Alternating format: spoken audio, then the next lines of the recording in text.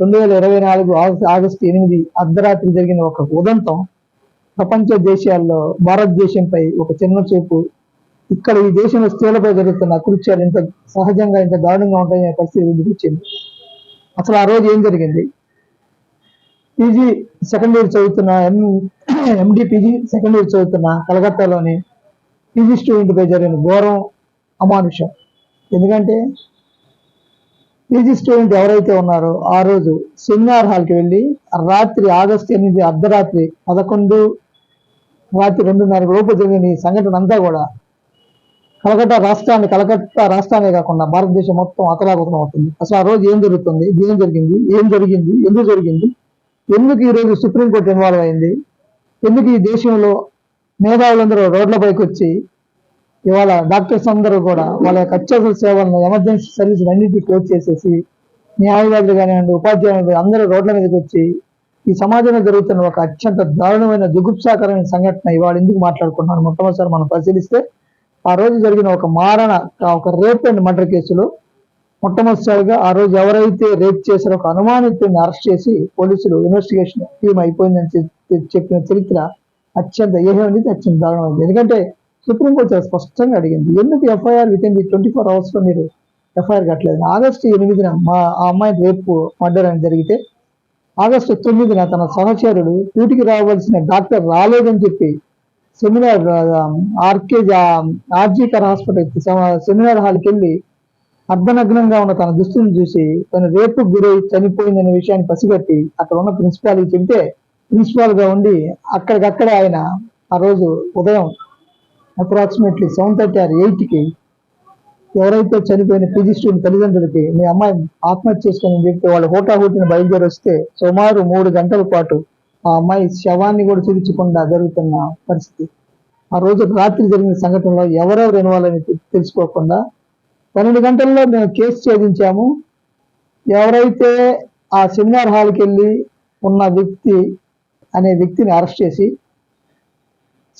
వెంటనే అతను చెప్పిన సమాధానం, నన్ను ఉరి తీయండి పర్వాలేదు, నాకేమీ అవసరం అని చాలా నింపాదిగా నవ్వుతూ చెప్పాడంటేనే మనం ఏ వ్యవస్థలో ఉన్నాం అర్థమవుతుంది. ఆ రోజు జరిగిన సంఘటన నుంచి ఇప్పటి వరకు అంటే 10వ తారీఖు నుంచి 21 వరకు సుమారు 11 రోజులుగా కలకత్తా రాష్ట్ర వ్యాప్తంగా కాకుండా సుమారు దేశవ్యాప్తంగా ఢిల్లీ నుంచి కానివ్వండి డాక్టర్లు డాక్టర్ అసోసియేషన్ కానివ్వండి, మద్రాసు కానివ్వండి, చెన్నై కానివ్వండి, అలాగే హైదరాబాద్ కానివ్వండి, ఏ రాష్ట్రంలో చూసినా ఆంధ్రప్రదేశ్లో కానివ్వండి, విశాఖపట్నం ఆర్కే బీచ్లో కానివ్వండి, ఎక్కడ చూసినా కూడా మేధావులందరూ గొంతెత్తి ఒకే ఒక సమాధానం అడుగుతున్నారు, వీ వాంట్ జస్టిస్ అనే నినాదాలతో మనం మొట్టమొదటిసారిగా చెప్పుకోదలుచుకుంటే ఈ రాష్ట్రంలో ఇది మొదటిది కాదు, అలాగని చివరిది కాదు. 2011 నుంచి అనేక ఉదంతాలు మన ముందు కళ్ళ ముందు జరుగుతున్నాయి. ఆ కళ్ళ ముందు జరిగితే పరిణామమే ఇటీవల నిర్భయ యాక్ట్ వచ్చింది. ఢిల్లీలో జరిగిన నిర్భయ యాక్ట్లో సుమారు 5గురిని ఉరిదీశారు. అయినా నిర్భయ యాక్ట్ తర్వాత చాలాసార్లు రేప్ అండ్ మర్డర్ జరిగింది. మరి యాక్చువల్గా రేప్ జరిగితే సెక్షన్ 376 ఐపీసీ అని పాత చట్టాల ప్రకారం రేప్కి అయితే 7 సంవత్సరాలు మ్యాక్సిమం 10 సంవత్సరాలు జైలు ఉండేది. ఎప్పుడైతే నిర్భయ యాక్ట్ వచ్చిందో నిర్భయ యాక్ట్లో రేప్ అండ్ మర్డర్లో రేప్ జరిగిన తర్వాత 10 సంవత్సరాలతో పాటు అవసరమైతే ఉరితీయమని కూడా సెక్షన్ వచ్చిందో అప్పటి నుంచి కూడా ఎవరైతే ఈ ముద్దాయిలు ఉన్నారో యాటిట్యూడ్ మారింది. ఖచ్చితంగా PW1 ఎవరైతే ఉంటారో సాక్షి ఎవరైతే రేపు గురి అవుతారో వాళ్ళని చంపేస్తున్నారు. ఇటీవల జరుగుతున్న పరిణామాలు మీరు గమనిస్తే, ఎందుకంటే సాక్షి వస్తేనే కేసు నిలబడింది. The entire life depends upon evidence act. అలాంటి సాక్ష్యం లేకుండా నువ్వు మొత్తం చేస్తామంటే సాక్ష్యం లేదు కాబట్టి మేము కేసు పెట్టేసామనే పరిస్థితి వాళ్ళ అన్ని కోర్టులో లోయర్ కోర్టు నుంచి సుప్రీంకోర్టు దాకా పెట్టే సంఘటన. అందుకని ఇవాళ దుష్టులంతా ఏం చేస్తున్నారు, ఎవరైతే విక్టిమ్ ఉందో వాళ్ళకి అంతే స్టార్ట్ చేశారు. రేప్ అండ్ మర్డర్లో so many cases number of ఇక్కడ ఉన్న ఈ దేశంలో ఉన్న న్యాయవాదులు కానివ్వండి, న్యాయమూర్తులను కానివ్వండి, లేకపోతే మెడికల్ ఎక్స్పర్ట్స్ కానివ్వండి, ఒక రేప్ జరిగినాక ఒక వ్యక్తి రేప్ చేసి చంపేస్తే ఎలా ఉంటుందో తెలుస్తా ఉంది. అమ్మాయి లాస్ట్ వీడియో కూడా చూసాము, చాలా బాధాకరమైన సంఘటన. గడంతా కోసుకుపోయి చాలా దారుణంగా ఆ అమ్మాయి మాట్లాడలేని స్థితిలో కూడా ఎక్కడైపోతున్నాము అర్థం కాని పరిస్థితిలో ఉన్నాం సమాజాన్ని. ఏ విధంగా ఆడవాళ్ళ మీద దాడి జరుగుతుంటే ఒకే ఒక చట్టం వస్తూ ఉంది. రేప్ కేసు అయితే సెక్షన్ 376 ఐపీసీ అని చెప్పి, మర్డర్ కేసు 302 క్లోజ్ చేస్తా ఉన్నారు. కానీ జరుగుతున్న పరిణామం అలా లేదే. దీనికి పొలిటికల్ రంగు మారుతా ఉంది. అంటే అక్కడ ఉన్న ప్రిన్సిపాల్ దీనికి ప్రధాన ముద్దాయి అని ఇప్పటికీ supreme court appreciate that chief justice of India justice Chandrachud ఇమీడియట్లీగా దాన్ని సుమోటో తీసుకున్నారు. మరి ఎంతమంది మేధావులు చూస్తా ఉన్నాం. ఈ దేశంలో అత్యవసర పరిస్థితులు చేయాల్సిన ఎమర్జెన్సీ చేయాల్సిన డాక్టర్స్ అందరూ రోడ్ల మీదకి వచ్చారు. ఆరోగ్య సేవలు స్తంభించిపోయినాయి.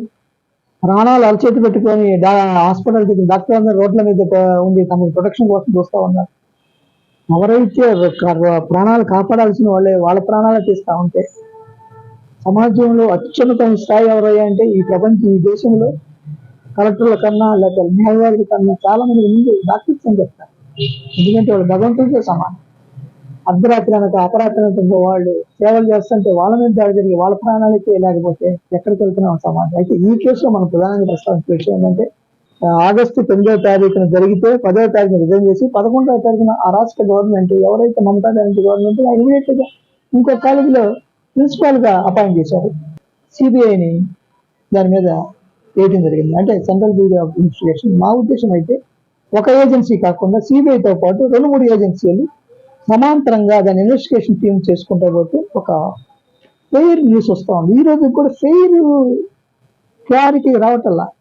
జరిగే సంఘటన సుమారు 10-15 రోజులు అవుతుంది. దేశం యావత్తు మేధావులందరూ కూడా రోడ్లపై వచ్చి ఆందోళన చేస్తున్నారు. Section 376, section 302. కానీ ఇది వ్యక్తి మీద జరుగుతున్న దాడి కాదు, వ్యవస్థ మీద జరుగుతున్న దాడి. అందువల్ల సుప్రీంకోర్టు ఇమీడియట్లీ ఇన్వాల్వ్ అయింది. చాలా పిటి అయిన ఉదాంతం ఏంటంటే జరిగిన దారుణం ఒక మహిళ ముఖ్యమంత్రిగా ఉండి తను కూడా రాష్ట్ర ముఖ్యమంత్రి అయ్యండి, తను కూడా ఆందోళనకారులతో పాటు తను రోడ్ల మీదకి వచ్చి ఆందోళన చేయడం అనేది అర్థం కాని ప్రశ్న. ఇక్కడ BJP party, Trinamool Congress party కాదు, సమాజంలో జరుగుతున్న ఒక దారుణమైన ఉదంతం. నేను అక్కడ ఆ రాష్ట్రంలో ఆరోగ్య మంత్రి, ఆ రాష్ట్రంలో హోంమంత్రి, ఆ రాష్ట్రంలో చీఫ్ మినిస్టర్ అయ్యింది. ఆందోళనకారులు ఎవరిని శిక్షించాలని కోరుతున్నాం? అసలు ఇది ఫెయిర్ ఇన్వెస్టిగేషన్ లేదని సుప్రీంకోర్టు ఎఫ్ఐఆర్ ఎందుకు విత్ ఇన్ 24 hours లేదు? ఆమె డెడ్ బాడీ కాల్చి రాత్రి 11 ఎఫ్ఐఆర్ చేయటం ఏంటి? 8వ తారీఖు మీకు ఆ అమ్మాయి మార్నింగ్ ఎర్లీ అవర్స్ 2:30 కనబడితే 9వ తారీఖు చేయకుండా 10వ తారీఖు చేయకుండా రాత్రి 11:30కి నువ్వు హడావుడికి ఎఫ్ఐఆర్ చేసి 12 గంటల్లో మేము ముద్దాయి పట్టుకోవడం. ఇదంతా ఇట్స్ గ్రేట్ డ్రామా. దీని వెనక సెక్స్ రాకెట్ ఉంది, దీని వెనక డ్రగ్స్ రాకెట్ ఉంది, దీని అన్నిటికీ ఎంటైర్ హోల్ టీమ్కి ఒకే ఒకడు.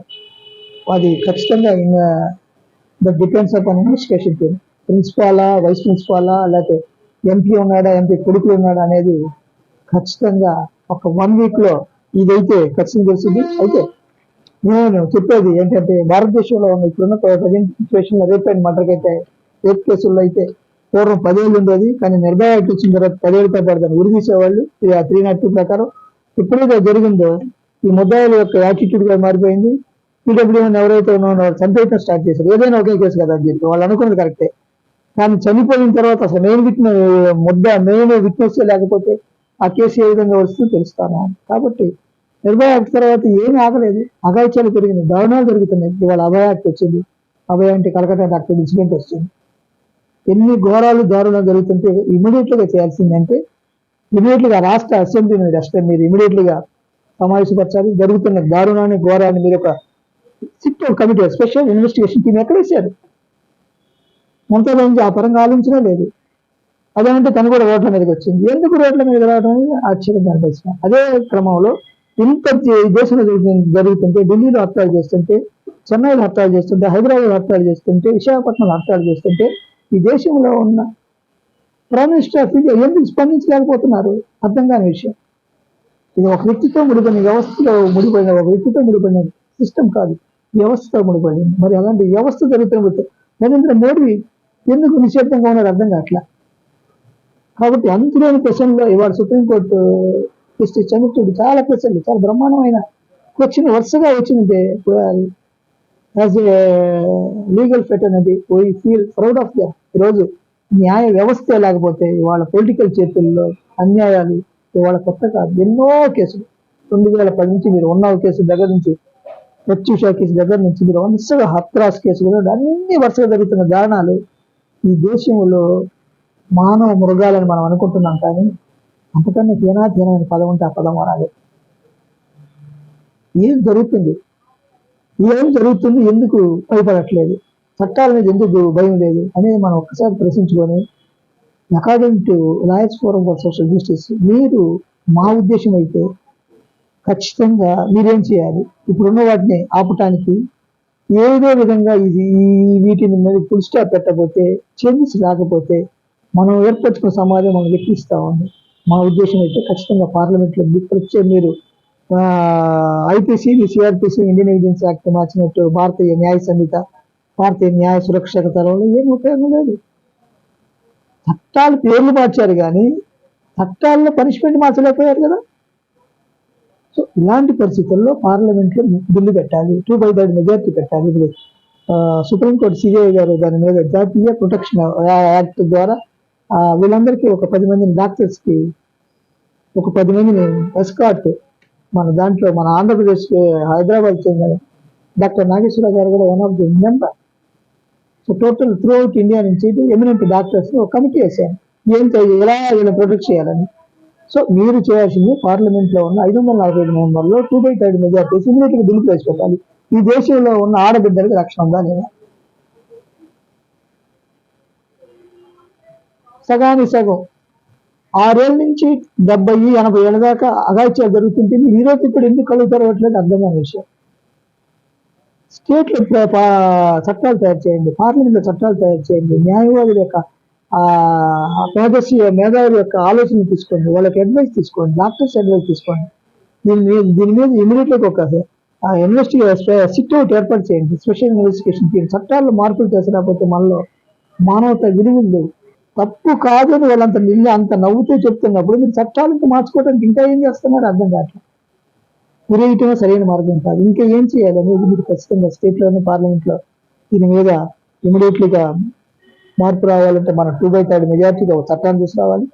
రెండోది, ఈ ఆడపిల్లల కోసం ప్రత్యేక కోర్టు ఏర్పాటు చేయాలి. ఉమెన్ ప్రొటెక్షన్ యాక్ట్ ఉంది, కేవలం కాగితాల మీద ఉంది. చేయండి మ్యారేజ్ యాక్ట్ కాగితాల మీదే ఉంది. Delay is denied. ఎప్పుడో 10 ఏళ్ళకి 20 ఏళ్ళకి ఉరిశిక్ష పడితే ఈ మధ్యలో 20,000 మంది రేపులు అవుతానే ఉంటాయి. భయం లేని చట్టాలు మారాలంటే ఖచ్చితంగా మనం ఇమీడియట్లీగా వాటి మీద వీళ్ళ కోసం ప్రత్యేకమైన కోర్టు ఏర్పాటు చేయాలి. ఇమీడియట్లీగా దాని మీద 90 రోజులు జడ్జిమెంట్ ఇచ్చేటట్టు చూడాలి.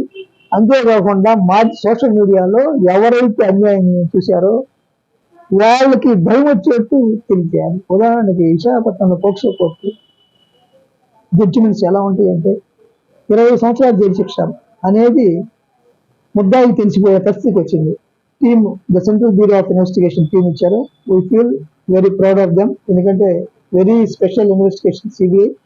దాంతోపాటు అదనంగా మరొక ఇన్వెస్టిగేషన్ టీం కూడా ఒకటి ఏర్పాటు చేసి సరళీకృతంగా నిజ నిర్ధారణ లాగా అసలు ఏమైంది, ఎక్కడ తప్పు జరిగింది, ఆగస్టు 9 నుంచి అర్ధరాత్రి జరిగిన సంఘటన క్లియర్ కట్గా బ్లడ్ స్టెయిన్స్ ఎక్కడ ఉన్నాయి, ముద్దాయి ఎలా ప్రవేశించాడు, అవన్నీ కూడా క్లారిటీగా మీరు కోర్టుకు చూపించగలిగితే, ఎందుకంటే ప్రజాస్వామ్యం కాబట్టి ఇది సౌదీ అరేబియా కాదు, అలానే మరొక గల్ఫ్ కంట్రీ కాదు, లేకపోతే చైనా కాదు. కాబట్టి ఖచ్చితంగా మనం ఎవిడెన్స్ ప్రొడ్యూస్ చేస్తేనే దానికి మనం ఆ ముద్దాయికి శిక్ష పడటానికి. ఇంకా ఆశ్చర్యమైన విషయం, విచిత్రమైన విషయం ఏంటంటే ఆగస్టు 8-9 జరిగిన దారుణమైన రాత్రి జరిగితే వితిన్ 2 or 3 days లో 1000 మంది ఒక మోక హాస్పిటల్ని దాడి చేసి ఐసీయూ ఎమర్జెన్సీ వార్డులు మొత్తాన్ని, అక్కడ ఉన్న సీన్ ఆఫ్ ఎఫెన్స్ ని, అక్కడ ఉన్న క్రైమ్ సీన్ ని కూడా మొత్తాన్ని చెదరగొట్టి మళ్ళీ గోడలు కట్టడం అనేది అంత దారుణమైన విషయం అంటే కళ్ళ కట్టినట్టు కనబడుతుంది. That is the failure of the principle of the administration staff, state government failure. కలకత్తాలో కమిషనర్ ఆఫ్ పోలీస్ వీళ్ళందరూ ముద్దాయిలే. ఇవాళ 376, 302 వీటిని మార్చుకుంటూ వెళ్ళకపోతే మళ్ళీ మనం అసలు ఆ అమ్మాయిలు ఆడపిల్లలు ఉన్నారా అనే పరిస్థితి, అసలు ఈ ప్రపంచంలో ఉన్నారా, వాళ్ళంటూ లేకపోతే మానవ సమాజం అంతమైపోతుంది. కాబట్టి ఆడబిడ్డలను కాపాడుకోవాల్సిన బాధ్యత ఈ దేశంలో మనందరి పైన ఉంది. కాబట్టి ఎక్కడో బంగ్లాదేశ్లోనో, లేకపోతే ఎక్కడో పాకిస్తాన్లోనో, ఎక్కడో యూఎస్లోనో, చైనాలో జరుగుతున్న సంఘటనలకి మనం కదిలిపోతుంటే పక్క రాష్ట్రంలో, పక్క ఊర్లో, మన దేశంలో మన ఆడబిడ్డలను రక్షించుకోలేని ఈ చట్టాల యొక్క దైన్య స్థితి చూసి నవ్వాలో ఏడవాలో తెలియని పరిస్థితి. ఎవరైతే అధికారులు ఉన్నారు, ఎవరైతే అధిపతులు ఉన్నారు, మమతా బెనర్జీ లాంటి వాళ్ళు కూడా రోడ్ల మీదకి వచ్చి, న్యాయం చెప్పాల్సిన న్యాయవాదులు రోడ్ల మీదకి వచ్చి, ఆరోగ్యాన్ని కాపాడాల్సిన డాక్టర్లు రోడ్ల చర్చ జరిగితేనే మేధావులు డిస్కషన్ అవుతుంది. దాని మీద కొత్త చట్టాలు ఏర్పరచండి. కొత్త చట్టాల ప్రకారం ప్రజల్లో భయభ్రాంతులు కలగాలంటే ఇలాంటి మూర్ఖులకి, మూఢులకి, రేపిస్టులకి మీరు అడ్వర్టైజ్మెంట్లు మీ సిగరెట్స్ మీద లేకపోతే పలానా బ్రాండ్ మీద, పలానా మందు బ్రాండ్ మీద కాకుండా ప్రతి 10 అడ్వర్టైజ్మెంట్లు కనీసం రోజుకి 40-50 సార్లు చిన్న పిల్లల మీద అకృత్యాలు జరిగితే ఏం జరుగుతుంది, మహిళలకి రేప్ చేస్తే ఏం జరుగుతుంది, ఉరితీయబడతారు, లేకపోతే కాల్చబడతారు, లేకపోతే చంపబడతారు అని చూపించగలిగితే వాడి మనసులో ఒక రకమైన ముద్ర ఏర్పడి, ఓహో ఆడపిల్లల్ని పట్టుకుంటే ఇంత జరుగుతుందని. సౌదీ అరేబియా తీసుకుంటారో లేకపోతే గల్ఫ్ కంట్రీ తీసుకుంటారో మారే కాలాలుగా అనుగుణంగా మీరు అమెండ్మెంట్ చేసుకొని ఆ రోజు బాబాసాహెబ్ అంబేద్కర్ గారు చెప్తూ with in the guidelines of the supreme court direction, supreme court judicials చాలా మంది ఉన్నారు మీకు సపోర్ట్ చేయడానికి. పాలకులు న్యాయ కోవిడ్ యొక్క సలహాలు తీసుకోండి. దేశంలో ఆడబిడ్డలు రక్షించండి. మారే సమాజానికి అనుగుణంగా చట్టాలు మారాలి.